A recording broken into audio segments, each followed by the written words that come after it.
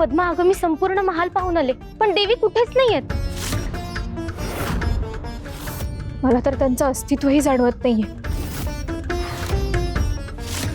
म्हणजे अगं काय बोलताय तुम्ही? तुळजा इथं नाही? नाही काकू, महालाचा प्रत्येक कोपरा पाहिला मी, पण त्यांचं कुठेच मागमूस नाही. तुम्ही चला माझ्यासोबत. अहो,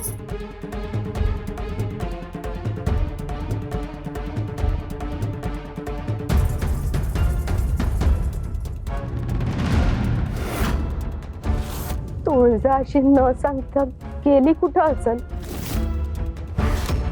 तोच तर प्रश्न आहे. कुठे गेल्या देवी?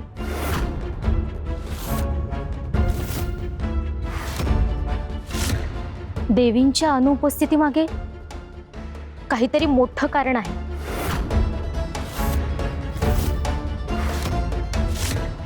पण काय?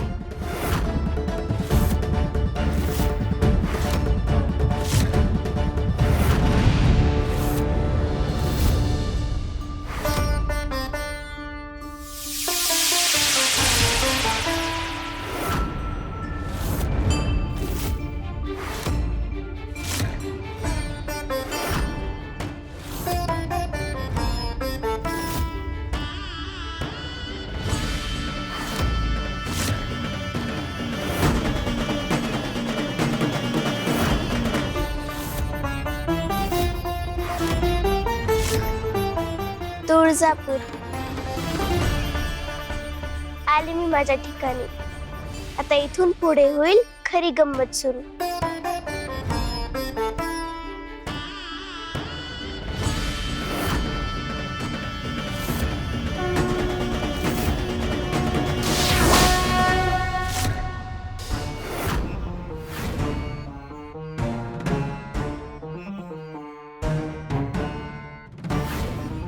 देवींपर्यंत आमचा संदेश पोहोचला असेल का?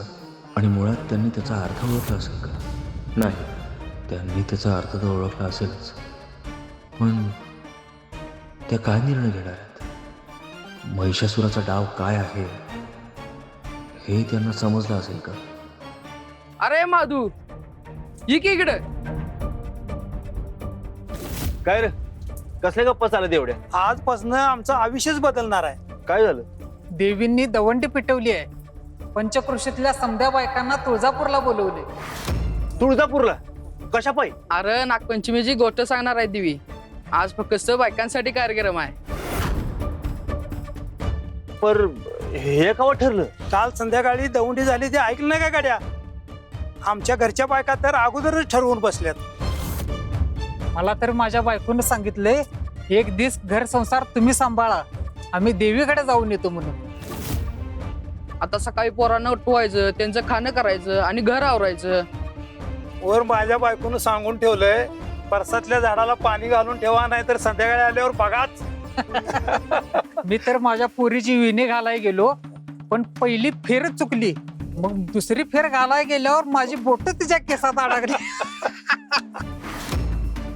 खरं सांगू, बायकाची कामं लय सोपी समजत होतो आपण, पण एका दिवसात कळलं बघा. समज या माधुचं तेवढं बरं आहे बघा. ना बायको, ना पोरं, ना संसार, निवांत आहे आपला घरी. अरे काय गड्या हो, अशा अवस्थेत माणसाला धीर द्यायचा की हसायचं त्याच्यावर? ठीक आहे, तुम्ही बसा इथं हसत चिल्ली उडवत, मी निघतो. अरे काय रे माधू? अरे तुळजावर एवढं मोठं संकट असताना त्यांनी पंचक्रोशीतल्या सगळ्या स्त्रियांना महालात का बोलावलं? आणि त्याच वेळी चातुर्मासाच्या पोथीचं वाचन करणार आहे. हा योगायोग असू शकत नाही. तुळजा नेमकं काय साध्य करू पाहत आहे?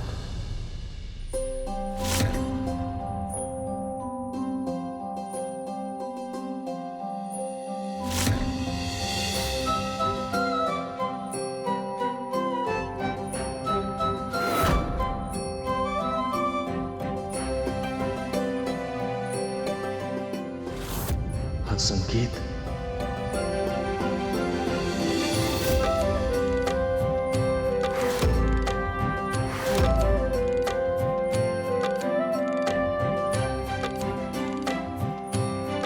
नाही, हे शक्य नाही. आम्हाला त्यांचं अस्तित्व जाणवलं, पण त्या इथे कसे असू शकतात? कदाचित हा केवळ आमचा भास असेल.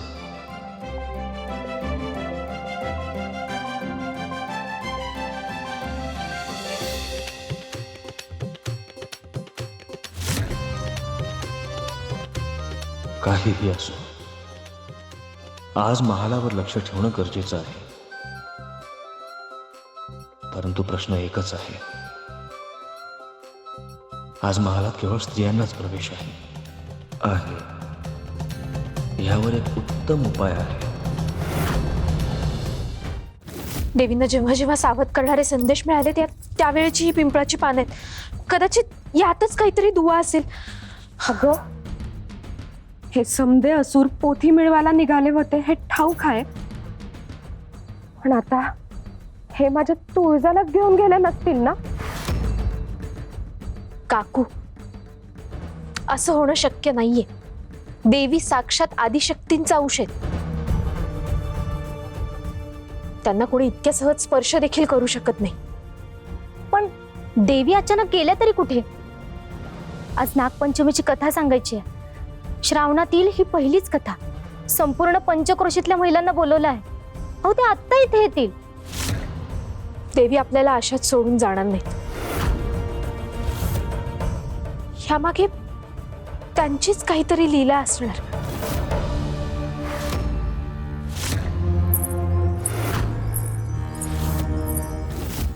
हा आवाज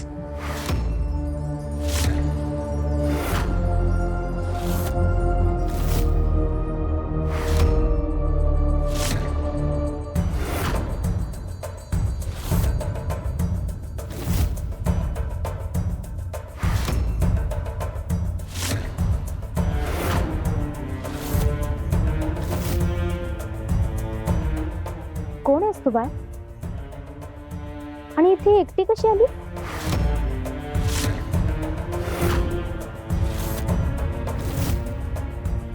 मला वाटच सापडत नाहीये. अगं बाळा, तुझे आई वडील कुठे आहेत? मी ऋषीपुत्री आहे. मी माझ्या आई वडिलांसोबतच निघाले होते, पण मी वाट चुकले आणि इथपर्यंत येऊन पोहोचले. त्यात मला खूप भूक लागली. मी रात्रीपासून काहीच खाल्लं नाही.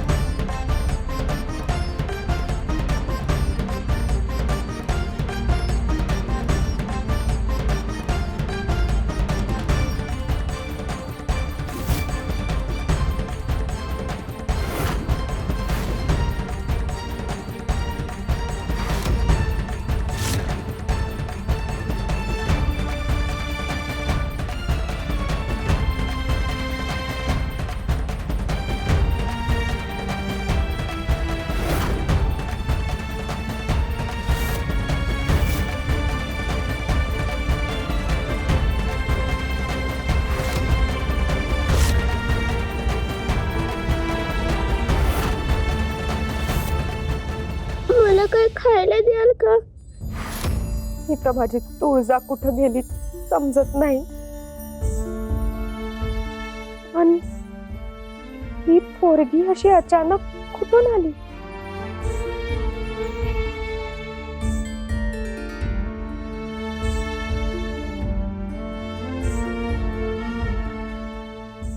मी आतूनच जेवायला देते. हा अगं, असं उपाशी पोटी वनवन फिरू नये. हा चल, तुम्ही तुळजाला शोधा, मी आईला बघते. तुम्ही जा का, आम्ही बघतो. चल.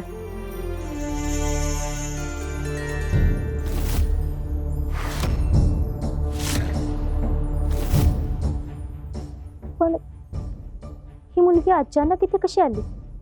माहिती नाही. परंतु सध्या आपल्या समोर एक मोठा प्रश्न आहे.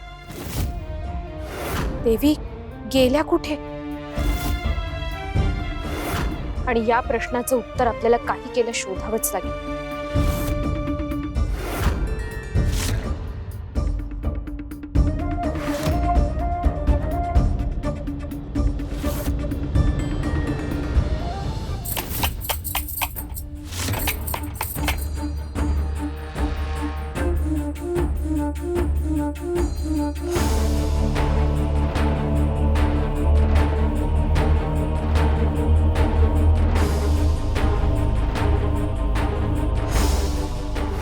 महादेव,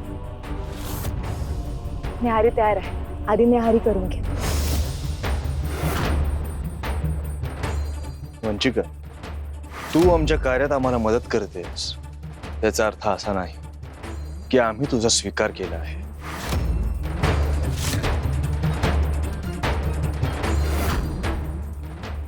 मी असं कुठे म्हणते? तुमच्यासाठी मी जे काही करते त्या बदल्यात मला काहीही नको. तुमचा सहवास मला पुरेसा आहे. तुम्ही जे कार्य मला सांगाल ते एक भक्त म्हणून, एक शिष्य म्हणून पूर्ण करण्यासाठी मी सदैव तत्पर राहील.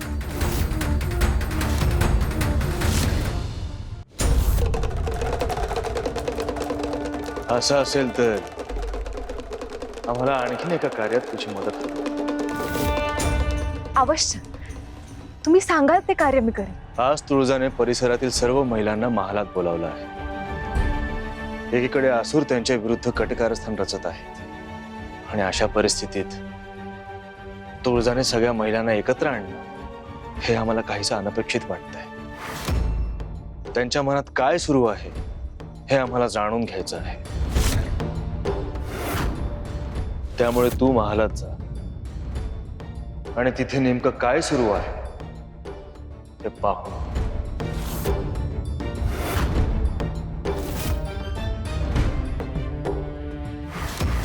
तुम्हाला तुळजादेवींची किती काळजी आहे. तुम्ही स्वतः विश्वाचा आधार असलेले शिव, तरीही त्यांच्या पाठीमागे त्यांची किती काळजी करता. एक पती म्हणून त्यांची काळजी करणं हे आमचं कर्तव्य आहे वंचिका. आणि विश्वाची देखभाल करणं हे आमचं उत्तरदायित्व. परंतु त्यासाठी आम्ही कर्तव्य कसं सोडू? जेव्हा तुम्ही एखाद्या व्यक्तीवर खरं प्रेम करत असता तेव्हा तुम्ही त्या व्यक्तीच्या प्रत्येक श्वासाशी जोडले जाता. खरं तर तुम्ही त्या व्यक्तीसाठी काही करत नसता, तुम्ही ते स्वतःसाठी करत असता. हे जग नेहमी लक्ष्मीनारायणाच्या प्रेमाचं उदाहरण देतं. पण शिव पार्वतीचं प्रेम कुठल्याही रूपात किती अथांग आहे याची त्यांना कल्पनाच नाही. प्रेम ही कोणतीही शर्यत नाही वंचिका. आपलं ज्या व्यक्तीवर प्रेम आहे त्याला ते माहीत असावं इतकंच पुरेसं असतं. मग आता हे कार्य मी तुमच्यासाठी करणार नाही. मग तुमचं तुळजादेवींवर असलेलं प्रेम आणि त्यांच्याप्रती असलेली काळजी यासाठी मी हे कार्य करेन. ठीक आहे,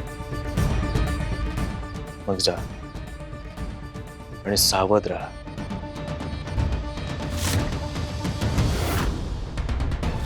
काकू, काय झालं? तुम्ही कोणाला शोधताय? अगं, त्या लहान पोरीला जेवणाचं ताट आणून ठेवलं, 2 क्षण कामात गेले, परत येते तर पोरगी दिसनाशी झाली. अहो, अशी कशी नाहीशी होईल? थांबा, ती महालाच्या बाहेर तर गेली नाही ना? अगं, मी आधी तेच बघती आहे.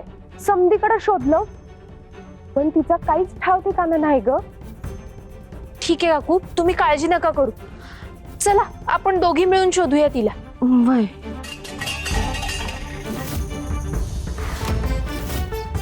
आता हा कसला आवाज आहे?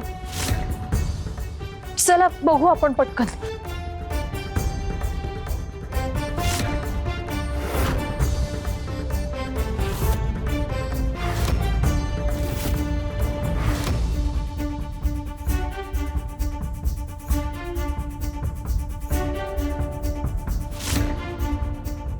ग बाई, हे कसं झालं?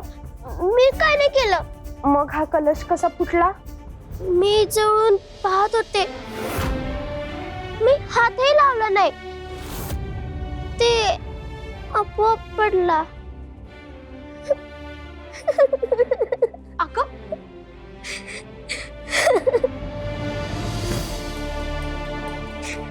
आता तुम्ही मला रागवणार ना, मला मारू नका, माझी चूक झाली. अगं बाळा, घाबरू नकोस. एवढ्याशा कारणासाठी कोणी तुला काही बोलणार नाहीये. असं घाबरायचं नाही. वय ग, अगं कुठला तर फुटला, आपण दुसरं आणू. तो एवढी घाबरू नकस.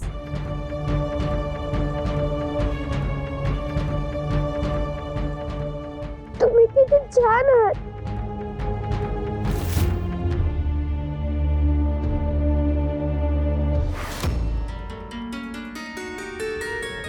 तुम्ही किती प्रेमळ आहात.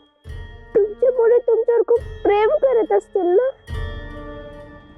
वय ग, माझी एक पोरगी तिच्या वडिलांबरोबर गेली आहे आणि दुसरी कुठं गेली कोणाच ठाऊक.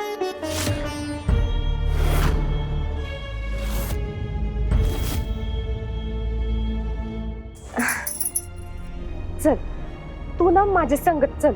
हा, तुझं जेवण बी अर्धवट राहिलं आहे. तुला पुन्हा भूक लागली असेल ना. हा चल. हा, पण मी परत काय पाडलं तर? अगं आपण पुन्हा दुसरं आणू. तू घाबरू नकस. काकू, तुम्ही आरामात जा.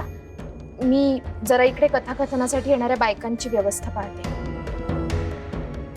वय पद्मा, तुळजाचा शोध सोडू नकस. हा, हो काकू.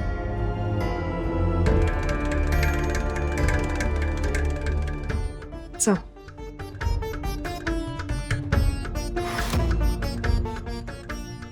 देवी, कुठे आहात तुम्ही?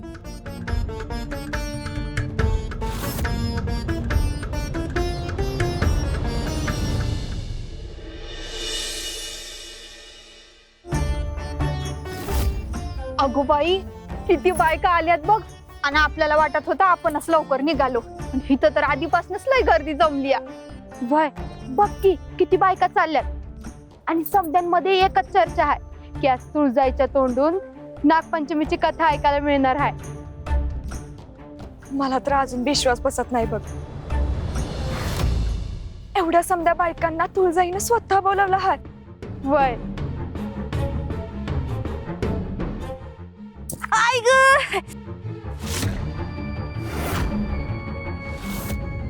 आई ग, काय झालं आत्या? अयो लईच पाय दुखायला लागलाय बाई माझं. आई ग, एक काम करा, मी इथंच थांबते, तुम्ही जाऊन या. हा, अहो आत्याबाई, तुळजाईचं वाडा इथं समोरच आहे. होय समोरच आहे, दिसतंय मला, कारण माझ्या पायाला दिसत नाही नव. अहो आत्याबाई, आत गेलो की समदा थकवा दूर होईल. ना ग मला थकवा दूर व्हायचं. सांगायले नव, लय पाय दुखायला ग. तुम्ही समजा जाऊन या की, जावा. हवा आत्याबाई, असं काय करताय? अहो इथंच तर वाडा आहे आणि दारातच थांबायचं वय आपण. आणि तुम्हीच तर म्हणत होता की तुळजाईचं दर्शन घ्यायचंय म्हणून. कावा म्हणले? अहो काल रात्रीच तर म्हणल्या होत्या. आणि आता महाल बघून तुमचे पाय बी दुखायला लागले. आयो, दुखायला लागलं बाई माझं पाय. मला माहित नाही कवा कधी कसं आहे ते. काय नाही, आज आपण आत्याला घेऊनच जायचं. काय? मी येत नाही, तुला सांगते आहे की बाई, जाऊन ये. नाही. 2 पावलंच राहिले. चला तू तरी ऐक माझं. चला.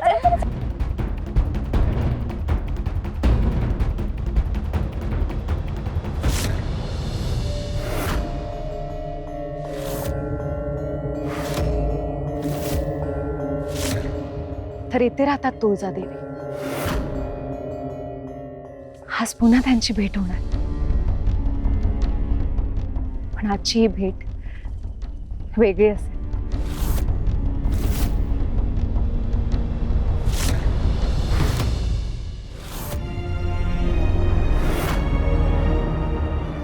थांबा, तुम्ही आतमध्ये जाऊ शकत नाही. का अगं मी लई लांब आलोय. देवीचं दर्शन घ्यायचंय मला. आज केवळ महिलांना प्रवेश आहे, तुम्हाला परत जावं लागेल. हे बघा 2 पावलंच तर राहिले, मला जाऊ द्या. आणि मी आत कोणाला काय करणार आहे? नियम सर्वांसाठी समान आहेत. अगं पण क्षमा करा, मी तुम्हाला आतमध्ये सोडू शकत नाही. असुर सम्राज्ञींना तुळजेबद्दलची प्रत्येक वार्ता हवी आहे, पण आज या वाड्यात पाऊल ठेवणंही माझ्यासाठी शक्य नाही. मला काहीही करून या वाड्यात काय घडत आहे हे जाणून घ्यावं लागेल. तुळजा नेमकी काय करणार आहे आणि तिच्या आसपास कोण आहे ही माहिती मला असुर सम्राज्ञीपर्यंत पोहोचवायलाच हवी. तुमच्या घरात इतकी माणसं का आली आहेत? अगं आज देवीची गोष्ट सांगणार आहे ना. देवीची गोष्ट? देवी गोष्ट सांगते का? वय तर आज नागपंचमीची गोष्ट सांगणार आहे ती. नागपंचमीची म्हणजे सगळे माझ्याकडे येणार का? नाही ग, पण आपण त्यांची पूजा करतो ना. मग आता देवीच नाही तर मग पूजा कसली? अगं किती प्रश्न विचारतीस ग. माझे पिताश्री म्हणतात की प्रश्न विचारलेले चांगले असतात. माझी जगदंबा भी अशीच होती लहानपणी. मग आता कुठे आहे ती? मी अभी तेच शोधतीये बघ. मला वाटतंय की ती येणार. ती नक्की येणार. तुम्ही तिच्यावर खूप प्रेम करता ना? वय तर जीव आहे ती माझा. मग ती आली की माझी आणि तिची भेट करून द्याल? वय नक्की करून देईल हा. पण आता शहाण्या बाळासारखं झोप हा. तुला जगदंबाला सुद्धा भेटायचं आहे ना. मग आता झोपून घे, म्हणजे उठल्यावर तुझी आणि तिची भेट करून देता येईल. पण मला अशी झोप नाही येणार. माझ्या झोपीचं एक शास्त्र आहे, ते माझ्या आईला नेहमी करावंच लागतं, मगच मला झोप येते. अगं बाई, झोपेचं शास्त्र? फार मोठे नाही, पण मला झोपताना एक अंगाई लागतेच लागते. वय का? बरं मग मी गाते आज तुझ्यासाठी अंगाई.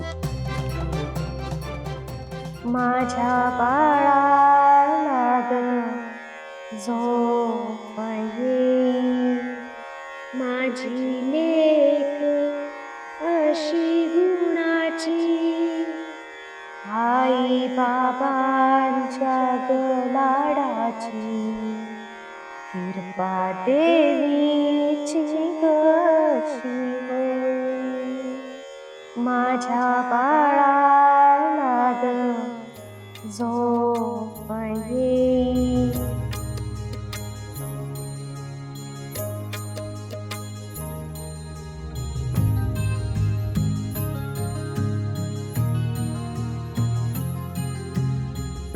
किती गोड पोरगी आहे आणि बोलायला बी लई लागली आहे. अगं बाई, बाहेर समध्या जणी जमल्यात वाटतं आणि मी इथं बसले.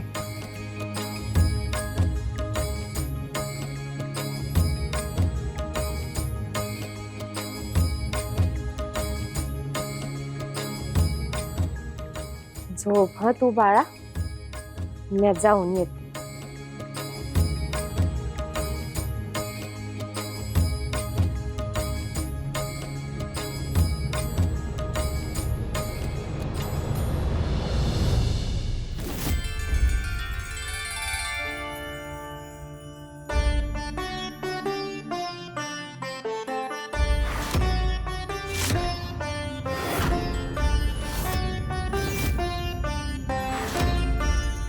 पद्मा, अजून देवींचा काहीच पत्ता नाही. आपण महालात सगळीकडे शोधलं, दालन, अंगण, देवघर, पण त्या कुठेच नाहीयेत. मलाही त्यांचं अस्तित्व जाणवत नाहीये. इतक्या सगळ्या भक्तांना बोलवून त्या अशा नाहीशा कशा होतील? यामागे काहीतरी अर्थ नक्कीच असणार.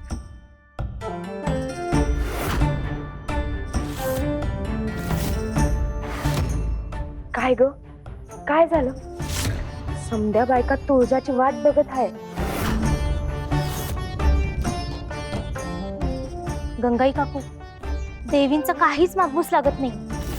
आपल्याला भक्तांना खरं काय ते सांगावं लागेल. अगं पण सांगणार तरी काय? हेच आजचं कथाकथन होऊ शकणार नाही.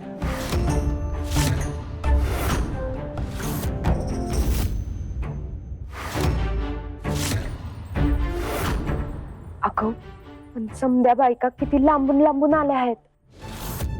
काकू मला ठाऊक आहे, पण आता देवींशिवाय ही कथा कोण सांगणार?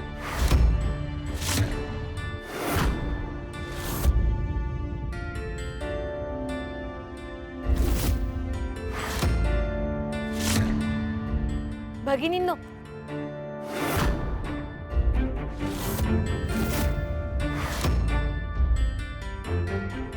तुम्हा सर्वांचं मनपूर्वक स्वागत. मला ठाऊक आहे, तुम्ही सगळ्या जणी दूरवरच्या गावांमधून पहाटे उठून फक्त देवींच्या एका शब्दाखातर इथवर आला आहात.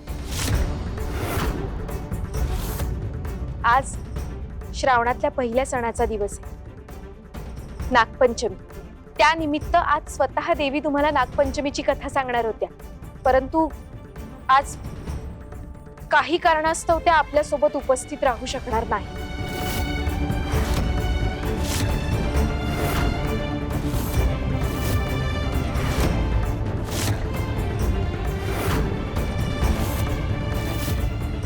काय देवी ही तर नाही? मग आम्ही समधे इतक्या लांबून हितवर कशा पायी आलोय?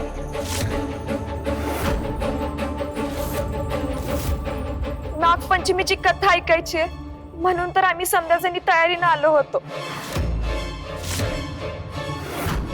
अयो, आता देवी आईच नाही तर म्हटल्यावर ती बसून तरी काय करायचं? चला आपण घरी जाऊया. चल, चल. थांबा आत्या, अहो आपण एवढं लांबून आलोय आणि तुळजा नाही म्हणून परत कशाला जायचं? होय, आणि काही ना काहीतरी मार्ग निघलच. पद्माताई, आम्ही समध्याजणी तयारीने आलो होतो. आता कथा ऐकल्या बिगर कसं जायचं?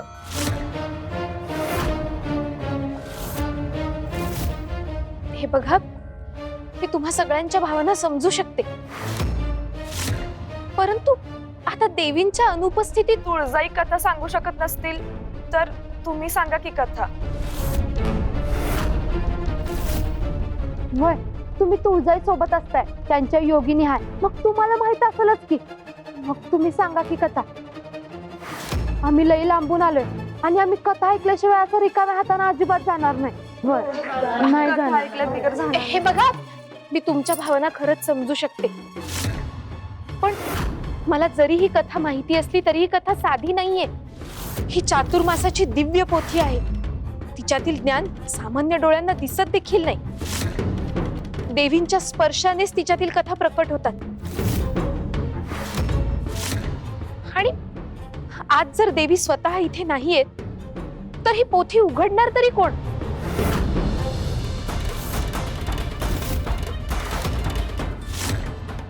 मी उघडते.